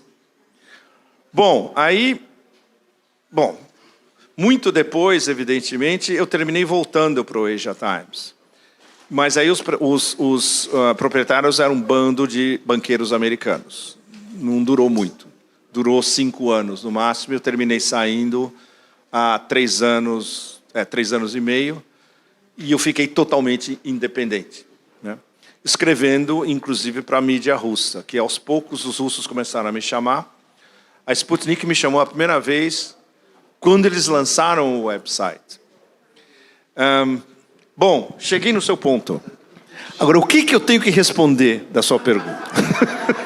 Desculpe por essa introdução caudalosa, mas, na verdade, o que eu quero dizer para vocês é que esse é um modelo de jornalismo que não existe mais. Não, 2 modelos de jornalismo que não existem mais. O correspondente de um grande jornal, que é eu considero a minha profissão profissão de um dinossauro que não existe mais, e um pequeno website com uma influência global feito com o mínimo de recursos. Esses 2 modelos morreram. O modelo do futuro é o modelo dele. É o modelo do 247. E agora já está chegando a um outro modelo, que é o modelo da podcast infinita. Na verdade, está tudo se convertendo em uma sucessão infinita de podcasts. O que é um problema muito sério. A capacidade de reflexão e a capacidade de você estruturar um texto coerente, explicar debate de ideias, fazer nuances entre debates de ideias, isso é o texto, é o prazer do texto, como a gente estudou nos anos 60, 70. E é o cerne da literatura, que pode ser uma literatura jornalística e uma literatura de ciências políticas também. Não é só nesse blá, blá, blá. E a maior parte dos podcasts é um blá, blá, blá infernal, e muitas delas de gente que nem sabe o assunto, não consegue nem dominar o assunto do que elas estão falando. Eu ainda não respondi a sua pergunta. Você não precisa necessariamente responder. Me faça uma pergunta de novo, então. Bom, vamos lá, Pepe. Quer dizer, o que a gente está discutindo aqui em Niterói, na verdade, quer dizer, com a Carta de Niterói, é como a gente pode promover uma integração maior entre os meios de comunicação do Sul Global, né? O teu tema era o futuro do Sul Global e os desafios. Como esses desafios se conectam com a criação de uma rede de comunicação voltada, né, para a multipolaridade, contra o imperialismo, enfim. Ela vai ser pública ou privada ou economia mista? Bom, eu ia propor aqui, mas eu esperava que o Beto Almeida propusesse a estatização completa dos meios de comunicação. Como ele não fez essa proposta... Mas há diferentes modelos de estatização de meios de comunicação. Eu vou dar um exemplo. Eu visitei há 2 meses no Irã a IRIB, que foi bombardeada depois por Israel. Me fizeram um tour completo da IRIB. É um enorme. Eu acho que é maior fisicamente do que a BBC. Os diversos departamentos, as diversas redações. A Press TV é um adendo, né? É uma parte da IRIB, dirigida a uma audiência internacional. A Hispan TV, em espanhol, a mesma coisa. É uma TV estatal e há limites bastante precisos. Isso eu experimentei, inclusive, pessoalmente. Eu fiz várias colunas para a Press TV. Quando eu estava falando de América, Europa, mundo árabe, sudeste da Ásia, tudo bem. Quando eu começava a tocar no Irã, era pisar sobre ovos. Tinha vários temas que eram completamente vetados. Eu tentei argumentar com o editor-chefe. Escuta, a audiência de vocês é global, em inglês. Vocês têm que... Alguma coisa que seja mais crítica em relação ao funcionamento do sistema, vocês têm que pelo menos deixar passar. Eles falam, não, mas a diretriz não deixa. Mesma coisa, algo que o Leonardo viu agora há pouco na China. Se você escreve o podcast, ou seja o que for, pela agência Xinhua, tudo é extremamente rígido e delimitado, e a terminologia é extremamente rígida, é como se tivesse sido escrita diretamente por um ministério em Pequim. No Global Times, eles já têm uma margem de manobra maior, embora a terminologia seja a mesma no Global Times, em inglês e para um público global, mas a terminologia em inglês é traduzida diretamente do mandarim também. Aí você chega no modelo mais interessante, que é o novo, que é o modelo do Guanxia. O Leonardo visitou e eu também, há 2, 3 meses atrás, né, separadamente. O Guanxia, ele tem uma margem de manobra muito maior, porque o inventor do guanxia.cn, o website, e desmultiplicado em vários pequenos websites e pequenas colunas no WeChat dos diversos contribuintes, editores e tal. Eles me disseram que, somando tudo, eles têm uma audiência de 200 milhões de pessoas, que é um negócio que no Ocidente você não consegue nem imaginar o que é. E eles têm uma margem de manobra. Eles têm, por exemplo, todo dia no Guanxia tem uma seleção de alguns dos melhores acadêmicos chineses, das melhores universidades, Tsinghua, Renmin, etc., e eles têm especialistas militares, ex-comandantes do Exército de Liberação Popular, eles republicam alguns americanos que são críticos justamente do sistema americano. Eles têm uma margem de manobra muito maior. Pode-se dizer que é uma empresa privada, embora o Ministério da Informação esteja olhando, mas eles têm uma margem de manobra que você não vê na imprensa tradicional. O caso russo, que é um caso muito interessante, que eu também conheci por dentro, porque a RT, eu vou à RT há muitos anos, eles me convidam para muita coisa, eu já fui colunista, e no caso da Sputnik, eu já fui colunista em 2 temporadas, então eu conheci as 2 empresas por dentro. A RT, que, claro, a administração é a mesma, e o Kremlin está de olho, evidentemente. Nas 2, embora na Sputnik agora tem uma margem de manobra muito maior, que a Sputnik pode ser crítica, de uma maneira que a RT não pode. Eu ainda não descobri qual é a linha vermelha entre os 2. Mas são praticamente a mesma empresa, subdividida em uma para audiovisual e outra para texto e rádio, e com 2 vertentes diferentes. E uma mais ocidentalizada. A RT, o sonho deles é falar com o Ocidente inteiro e fazer certas concessões ao Ocidente, e muito do que eles publicam é escrito por atlanticistas. A Sputnik é bem mais crítica, por isso, bom, as duas foram censuradas pela Comissão Europeia, porque são russas. Mas acho que eles censuraram todo mundo, acho que até a TASS foi censurada na Europa também. Qualquer mídia russa foi censurada na Europa. Então, como? Press TV e Span TV, sim, exatamente. Então, como o poder russo vê soft power? Ou seja, há uma vertente na Sputnik, podemos ser mais críticos, e a Sputnik está muito... os diferentes escritórios, as diferentes subdivisões da Sputnik em cada país, por exemplo, aqui, na Turquia, etc. e tal, eles têm uma margem de manobra muito superior comparado com a centralização da RT, onde tudo é decidido em Moscou. E tudo que é editado em Moscou, com alguma contribuição dos birros fora, mas não tanto contra a Sputnik, quando eles são praticamente autônomos. Mas é uma certa esquizofrenia do poder russo em como organizar a soft power. Para ser o menos diplomático possível, eles ainda não entenderam como funciona os bastidores e os detalhes de uma indústria de soft power super eficiente, como é a indústria americana, evidentemente.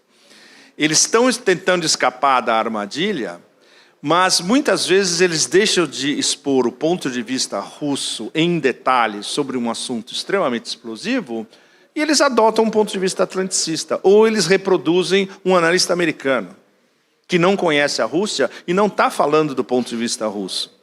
Isso é algo que os chineses jamais vão fazer. Isso é muito legal. É sempre o ponto de vista chinês. Com gradações, evidentemente, desde a agência Xinhua, passando pelo Global Times, até o Guanxia, onde tem uma certa liberdade de expressão que você não vê nos outros. Mas ainda é muito sinocêntrico. Ou seja, é difícil, muito difícil na imprensa chinesa você ver pontos de vistas conflitantes com a China vindo do sudeste da Ásia ou da Ásia Central. Ainda é muito sinocêntrico. No caso do Irã, exatamente, porque o sistema é rígido, a margem de manobra para IRIB, Press TV e Span TV chega num certo limite. A Telesur, eu acho que ela é muito mais livre, seria muito raso para qualificar, mas ela tem mais margem de manobra, né?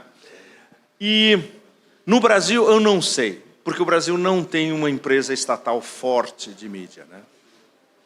O Brasil não tem um equivalente da Telesur, ou não tem um equivalente mesmo de uma ART, ou de uma Al Jazeera. Al Jazeera é um caso também extremamente capcioso. Um monte de dinheiro, óbvio, copiando o sistema inglês. Na verdade, a Al Jazeera surgiu como uma filial da BBC em inglês, e eles trouxeram todo mundo da BBC para Doha. Mas a agenda do governo de Catar é muito explícita. Eu parei de escrever colunas para a Al Jazeera porque eles estavam a favor da destruição da Síria e da Líbia. Muito simples. Como você pode escrever para eles? Por mais liberdade que eles te dão, não. Há um limite bastante... Embora... tecnicamente e profissionalmente, tudo é impecável. Como se fosse a BBC ou como se fosse as grandes networks americanas. Mas, conceitualmente, é um problema muito sério. Quais outros exemplos a gente teria, Leonardo, de grandes impérios de mídia em nações-estado e as diferenças? Eu estou tentando fazer uma gradação de diferenças entre o sistema russo, iraniano, Catar, Telesur, etc. Não tem mais, praticamente não tem mais ninguém. Por exemplo, os jornais nacionais de vários países de ponta, digamos. O Straits Times em Singapura, que é, tecnicamente, um jornal absolutamente impecável, mas é o ponto de vista da classe dominante de Singapura e era o ponto de vista do Lee Kuan Yew, o fundador da grande Singapura, o tempo todo. o South China Morning Post, que é o grande jornal de Hong Kong em inglês, que é basicamente uma derivação de um grande jornal inglês, muito bem feito tecnicamente, mas de um ponto de vista anti-China, do ponto de vista de quem fez fortuna em Hong Kong, fugindo da China depois de 49. E isso inclui várias das grandes famílias de Xangai. Coisa que muito pouca gente sabe. A riqueza de Hong Kong, fundamentalmente, não veio de Guangzhou, de Cantão, da província de Guangdong do Sul. Foram as grandes fortunas de Xangai que saíram da China em 49. Mas não é uma mentalidade só. Tem vários que são hiperprogressistas, mas a maior parte é anti-China. E eles dominam, evidentemente, o business de Hong Kong como um grande centro de business global, né? Bom, ainda estamos nas distinções, né, Leonardo? Qual é a sua proposta? Qual é? A sua proposta seria um sistema transnacional mediático intra-BRICS, mas quem ia supervisionar a qualidade técnica e jornalística desse sistema? Ou a pergunta é para o Beto também. Beto, responda. Só para problematizar, nós temos aí um conjunto de países dos BRICS que são difamados. O grande fluxo de informação sobre os BRICS é falso, mentiroso. O Irã é acusado de ser patrocinador do terrorismo, Cuba patrocinador do terrorismo, coisas absurdas, né? A Rússia é acusada enfim, a China igual. E, no entanto, o potencial, inclusive no audiovisual que esses países têm, é subutilizado. Por exemplo, você já imaginou um circuito de cinema dos BRICS? Imagine.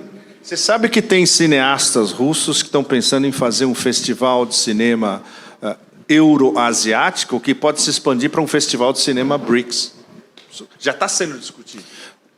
Só acrescentando aqui, Pepe, nessa mesa aqui, antes de vocês, foi um momento raro, né? Aqui estava Sputnik, estava Spam TV, estava por vídeo Prensa Latina, TV BRICS, estava Telesur, né? Um momento, o 247, claro, do Brasil, né? O Irã, já falei, Spam TV, né? Tinha um jornalista americano, aqui o Timothy Rush, né? E assim, um momento raro que nós reunimos esses veículos aqui, né? E tem uma curiosidade, né? O meu jornal, o Jornal Toda Palavra, é um pequeno jornal daqui de Niterói, jornal local, regional, né? Nós usamos a Sputnik, nós usamos a Prensa Latina, nós usamos... O 247 é um jornal, talvez, certamente, né, o jornal de esquerda hoje mais importante do país, né, que também usa a Sputnik, que também usa... Né, então, a ideia qual era, inclusive, desse encontro nosso aqui, de discutir meios, formas da gente criar um ecossistema de mídia dos BRICS, né, cooperativo, colaborativo, né? O nosso objetivo aqui era justamente tentar criar sinergia, né? E mecanismos de nos ajudarmos mutuamente e usar a capacidade que a gente tem, a capilaridade que a gente tem, que se a gente souber explorar, se a gente souber usar, eu acho que a gente vai longe. A gente tem aqui, já é a terceira vez que eu vou dar o exemplo dele hoje, mas o Zé Guilherme, que ele estava ali, da Rádio Favela de Belo Horizonte, uma rádio de 50 anos, viajou a noite inteira, essa noite inteira, para estar aqui, o dia inteiro aqui. Quando sair daqui, vai... Onde ele está? Ele estava aqui, Zé ali. Quando ele sair daqui, ele vai pegar o ônibus, vai voltar, vai viajar. Vai viajar. Muito legal. Vai viajar mais uma noite inteira de volta para Belo Horizonte. Qual pena paga desses que a gente conhece que faria isso, né? A rádio é a segunda em audiência na Grande BH. Tá vendo? Uau. É. A de favela. É. A favela da serra. Impressionante. Então, né? E fora que, como nós falamos hoje mais cedo também, nós temos do nosso lado uma coisa que eles não têm, um míssil do porte do míssil russo, o Oreshnik, que é a verdade, e o anseio pela justiça que faz esse cara viajar 2 noites, vir para cá, passar o dia inteiro aqui para discutir com colegas, jornalistas de vários países BRICS, né, mídias de vários países BRICS, o que é que a gente pode fazer para a gente se contrapor à mídia monolítica, né, do Ocidente. Mas como acoplar países onde a mídia é praticamente fechada? Exemplo, Emirados Árabes. Eles não têm mídia livre e eles nem se importam com o resto do mundo, na verdade. Cazaquistão e Uzbequistão, os dois da Ásia Central que são partners dos BRICS, também fechados. Eu vejo excelentes possibilidades no sudeste da Ásia, Malásia, Tailândia e Indonésia, sem dúvida, porque eles são mais abertos, não só ao resto da Ásia, mas são abertos ao mundo também. E agora, dentro dos BRICS, eles estão totalmente abertos para eles, o outro lado do mundo, que é a África e aqui. Mas eu acho que talvez essa é uma discussão, eu acho que é uma das coisas que a gente vai colocar nessa Carta de Niterói, que vai ser encaminhada não só para o governo brasileiro, mas para os governos BRICS, né, no sentido de que os BRICS busquem um caminho de informação, de comunicação que enseje esse tipo de ecossistema. Hertal, só para complementar, eu já queria dizer rapidamente que algumas coisas nesse sentido têm sido feitas, né? Quer dizer, no dia 16 de julho, aqui no Rio de Janeiro, vai acontecer o Fórum de Mídia do Sul Global no contexto dos BRICS, promovido pela Xinhua, e nós fomos chamados também para co-organizar. Então, vem aí mais de 200 jornalistas do mundo inteiro, acho que todos aqui convidados também. Acho que é uma grande oportunidade. A China tem sido muito ativa na promoção dessas cooperações, né? O que eu acho que falta, objetivamente, é um engajamento maior, até dos veículos parceiros, né? Porque muitas vezes, quer dizer, a gente entra nas parcerias e acaba não abraçando, vamos dizer assim, a gente acaba sendo atropelado pelo dia a dia. Mas a China tem liderado essas iniciativas de cooperação, né? Agora, obviamente, é um modelo de jornalismo muito diferente do que se conhece aqui no Ocidente. Então, a grande questão é como coordenar, né, e chegar num padrão adaptado a cada país, né? Eu acho que essa é a dificuldade maior. E aí a gente entra nas divergências internas dos BRICS, que são, algumas delas são super barra pesada. Principal, China e Índia. Mídia na Índia, tecnicamente, é livre e privatizada. Mas tudo é absolutamente Índia-cêntrico. O resto do mundo, praticamente, para eles, literalmente não existe. Bom, é uma característica de países continentais, mas no caso da Índia é muito mais exacerbado do que na China ou na Rússia. Como resolver isso? Por exemplo, aí entra... Qual é a figura de um editor-chefe ou de um manager-chefe numa organização transnacional como essa? Por favor, sim, claro. A solução vai ser andando, caminhando. Eles vão arranjar todas as soluções, né? Eu sou da biomassa, né? Trabalhei muito com Marcelo Guimarães, com Bautista Vidal. E teve um momento que o Marcelo era o diretor do DNC. Aí um publicitário amigo nosso chegou para os usineiros e falaram assim, só tem matéria nos jornais, nas revistas, detonando os usineiros, detonando a biomassa. Se vocês botar 1 minuto, vai ter 1 minuto de resposta. É a situação que a gente está. A gente só é bombardeado. Então, a gente começa, primeiro nós vamos começar a montar uma comunicação de resistência. E depois de uma resistência, eu acho, ativa, né?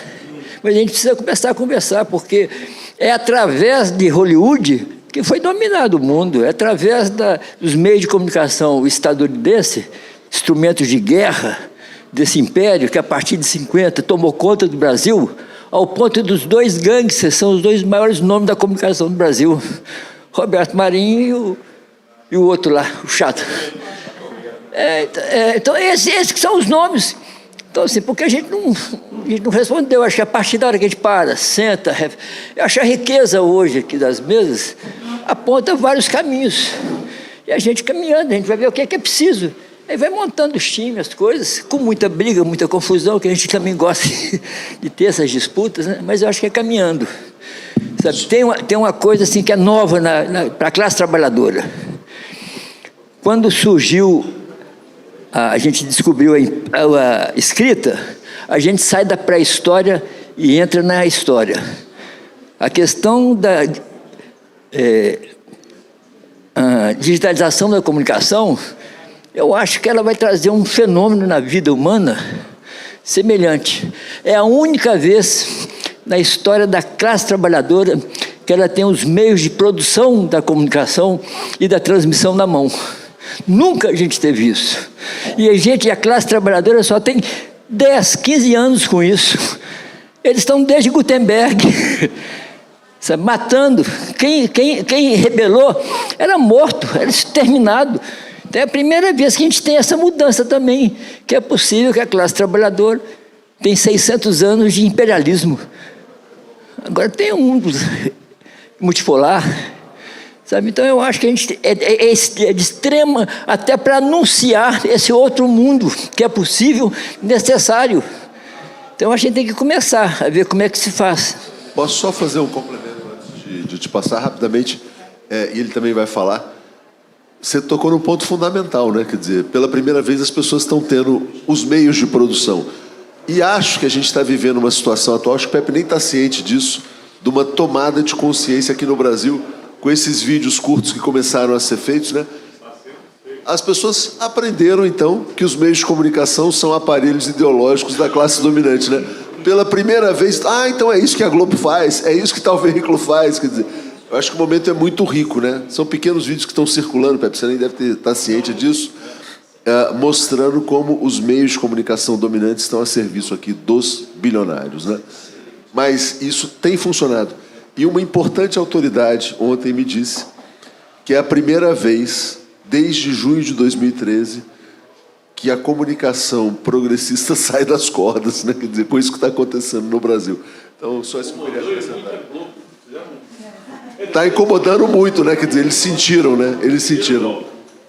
Muito rapidamente, eu acho que a gente tem uma experiência histórica vitoriosa, porém depois derrotada, que foi a etapa dos não alinhados, quando fizeram todo aquele esforço por agências de notícias dos não alinhados, que, na verdade, o que se propunha era que houvesse muita fonte de informação e cada um aproveitasse como for possível. Então, eu acho que a primeira etapa é isso, que haja muita informação disponível, e aí temos que pensar nas traduções, e cada um dos que já está dando a batalha usa como pode. Já isso enriquece o universo de informação. E se faz caminho ao andar, né? Se hace caminho ao andar, com esse adágio espanhol. Disso, enfim, infinitas possibilidades. Mas o problema é fundamental a educação.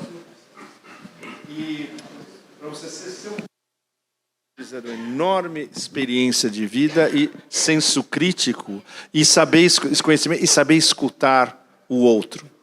Não há muitos bons editores com todas essas características. E, especialmente em países onde a informação sempre foi um pouco mais fechada, eles praticamente não existem. Isso é extremamente complicado. No caso de a gente chegar, por exemplo, a um sistema intra-BRICS de troca de informações, como se fosse uma agência de notícias intra-BRICS, em diversas culturas, em diversas línguas. Quem vai editar isso? Na verdade, Pepe, o que existe já, quer dizer, nessas redes é uma espécie de curadoria, né, de informações que são produzidas por todos os países membros, né? Mas ainda é o começo, né? É o começo. Mas, diga lá. Bom, para fazer uma fala mais a título de informe também de algumas propostas que vêm surgindo, né? Uma delas, como o Leonardo já mencionou, é esse fórum de mídias e think tanks do Sul Global, né? Que é feito aí pelo Instituto Tsinghua, né? Salvo engano, será no dia 16 de julho agora, né? Dia 15, 16 e 17 de julho. É uma iniciativa que aqui no Brasil é a segunda edição que aconteceu primeiro no ano passado em São Paulo, salvo engano em agosto, logo antes do G20 social. E assim, existem algumas propostas que vêm sendo tocadas nesse sentido, não só no âmbito de mídias, né? Então a gente vem pelo BRICS Civil Council e pelo BRICS, pelo Conselho de Juventude e pelo Conselho Civil do BRICS, pautando alguma coisa nesse sentido. Vocês sabem que hoje o maior acervo que a gente tem de documentos oficiais do BRICS não é uma plataforma intra-BRICS. Na verdade, é o acervo da Universidade de Toronto, do Canadá. Né? Então, se você quer encontrar documentos oficiais do BRICS, você não consegue encontrar em lugar nenhum. Você encontra nessa coisa da Universidade de Toronto. Isso é porque o Pepe se fantasiou de escola canadense quando ele foi para o Afeganistão. Não, isso, a definição vai ser domínio de soft power. Exatamente. E claro. Nisso, a gente vai ter que criar um sistema intra-BRICS, Global South, de como manipular soft power e jogar o jogo deles de volta. Claro. Aí, nesse sentido, recentemente agora, né, o Conselho Civil do BRICS, né, declarações, né, na verdade, emitiu uma lista de recomendações. Né. O Conselho, na verdade, ele é fundado em 2015, né, vem aí, já estamos no 10º ano já de fundação do Conselho. Ainda é uma luta, né, inclusive está o pessoal, hoje a gente está fazendo aí uma sessão extraordinária, hoje e amanhã, ali no Teatro Carlos Gomes. Uma das propostas é criar, de fato, uma plataforma para uma espécie de um domínio do BRICS que se mantenha eternamente, né? Então, que não seja uma coisa de presidência pro tempore, porque isso é uma coisa que, inclusive, é um problema também, né? Como a gente tem essa coisa de que cada presidência tem a sua lista de prioridades e toca da forma que quer, uma coisa meio tocada no freestyle, fica complicado você conseguir manter uma linha única, né? Inclusive chegou a ser feita uma proposta de criar uma troika do BRICS, alguma coisa nesse sentido, mas enfim. E aí uma das recomendações é essa, né? De se lançar uma plataforma do BRICS. Isso também foi pautado pelo Conselho de Juventude do BRICS, né? Voltado também para essa parte de reconhecimento multilateral de diplomas, né? Então, para acabar com esse problema de você ter um diploma que você não consegue reconhecer. E uma outra proposta que a gente fez, né, no ano passado na Rússia e agora reiterou, porque assim, a gente tem sim esse problema político, né, como a questão de jornalismo, de jornais fechados e tudo mais, mas isso é um problema político, mas que pode ser resolvido de forma técnica. Né? Então, o Brasil dispõe de uma série de softwares livres que consegue abarcar, por exemplo, filtros nacionais. Né? Então, você criar uma plataforma, mas que você consiga temas sensíveis serem filtrados nacionalmente. Né? Então, o exemplo aí do Decidim e do Plantaformas, né? Que são softwares voltados para a governança compartilhada de uma plataforma de mídia e tudo mais. Então, assim, existem mecanismos técnicos para resolver problemas políticos. Né? E isso vem sendo tocado aí ainda não de uma forma deliberativa, mas de uma forma propositiva, né, por esses conselhos que existem aí da sociedade civil e companhia. Inclusive, com relação a esse fórum com esse circuito de cinema do BRICS, já existe uma iniciativa na China e uma iniciativa na Rússia também semelhante. Né? Agora, vou até sair um pouco de Niterói e ir para o Rio de Janeiro, que tem sido muito aberto a hospedar, né, uma espécie de circuito de arte do BRICS, né, criação de um selo e tudo mais, tem sido a Secretaria de Cultura do município do Rio. Né? Então, nesse ano não vai ser uma coisa que vai sair para esse ano, que não vai ser finalizado esse ano agora, muito em função do... enfim, a presidência pro tempore já está acabando, né? Ainda que o Brasil se mantenha na presidência até o ano que vem, o momento de deliberação vai ser agora em julho, né? Enfim, não vou entrar nesse detalhe. Mas, enfim, aí fechando isso, né? A gente tem algumas iniciativas que estão surgindo. Esse circuito de arte dos BRICS é bem capaz aí que a Prefeitura do Rio deu uma A gente está dando uma forçadinha de barra aí para a coisa sair um pouco e tentando amarrar isso para a coisa sair. Foi lançado também o BRICS Art Association, a Associação de Arte do BRICS, né, com algumas iniciativas locais, né? E tem várias iniciativas que vão acontecendo. Acho que uma coisa aí, agora fazendo uma breve defesa da presidência brasileira, acho que é isso, criar um cercadinho, né? Ainda que criar um cercadinho pode ser um problema, mas a gente está começando a criar mecanismos para que as coisas que acontecem do BRICS sejam comuns, sejam de comum acesso e que sejam de comum conhecimento, né? Então, é basicamente essa, a título de informe, né? As Big Techs, esses oligarcas desmesurados da Big Tech, que são todos megalômanos, autocentrados, extremamente perigosos. O mais perigoso de todos é do qual se fala menos, que é o Peter Thiel, da Palantir, com o seu CEO Alex Karp. Esses caras são além de perigosos. Para começar, eles já estão infiltrados dentro do governo americano. Eles fazem parte agora do sistema federal americano. Eles vão controlar informação que circula dentro do aparato do governo americano. Primeiro de tudo. A partir disso, o soft power seu com inteligência artificial é infinito, porque o governo americano é tentáculos do povo pelo planeta inteiro. E a interligação das Big Techs com Big Finance. Ou seja, a interconexão Palantir e outros com Vanguard, BlackRock, State Street, JP Morgan, Fidelity, esses caras, os caras que dominam a financialização internacional. Por exemplo, o nosso grande amigo, o professor Michael Hudson, ele é o melhor decodificador de como o sistema funciona. E o acrônimo dele é brilhante, é FIRE, fogo em inglês, que é finança, securitização, seguros e especulação imobiliária, real estate speculation, né?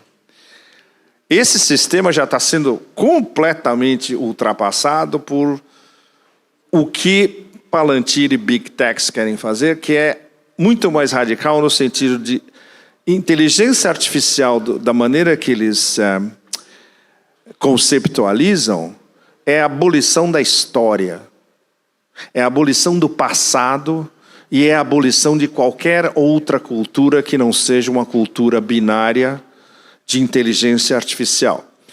Mas inteligência não é artificial. O que é artificial é a produção dessa inteligência. É quem escreve o código.